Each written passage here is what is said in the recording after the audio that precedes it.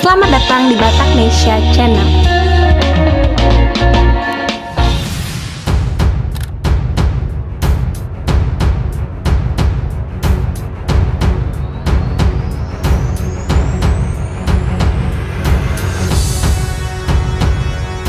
TNI Angkatan Darat kembali melahirkan jenderal perempuan.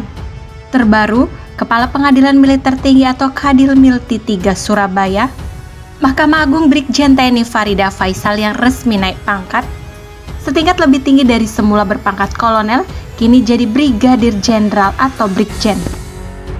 Mahkamah Agung Brigjen TNI Farida Faisal yang resmi naik pangkat, setingkat lebih tinggi dari semula berpangkat kolonel, kini jadi Brigadir Jenderal atau Brigjen.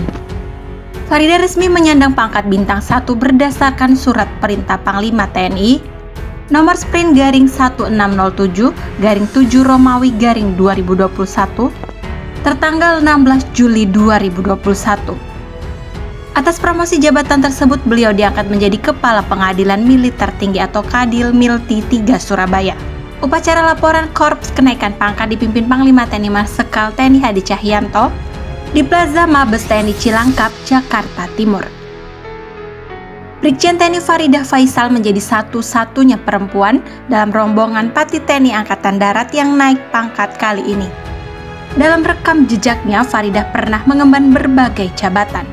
Sebelum mengemban amanah menjadi Kadil Milti 3 Surabaya Mahkamah Agung, beliau sudah pernah menduduki berbagai jabatan seperti Kepala Pengadilan Militer 316 Makassar, bertugas di Peradilan Militer Tinggi 2 Jakarta, dan bertugas di Pengadilan Militer 211 Yogyakarta. Semasa berpangkat Letkol CHK, Farida bertugas di Yogyakarta kala itu terjadi tragedi Cebongan. Beliau merupakan salah satu hakim ketua yang mengadili perkara itu. Sekedar mengingatkan kasus Cebongan, yaitu peristiwa penembakan 4 tahanan di LP Cebongan, Sleman, Yogyakarta, pada tanggal 23 Maret 2013. Mereka yang ditembak tersebut merupakan pelaku pengeroyokan terhadap anggota Kopassus Heru Santoso di Hugos Cafe beberapa hari sebelumnya. Semasa berpangkat Letkol, Farida bertugas di Pengadilan Militer 211 Yogyakarta. Ketika terjadi tragedi Cebongan, beliau merupakan salah satu hakim ketua yang mengadili perkara itu. Sebanyak 12 oknum prajurit Kopassus ditetapkan sebagai tersangka dalam peristiwa itu, termasuk Serda Ucok Tigor Simbolon yang diduga kuat sebagai eksekutor. Mereka lantas diadili. Terdapat 4 berkas persidangan.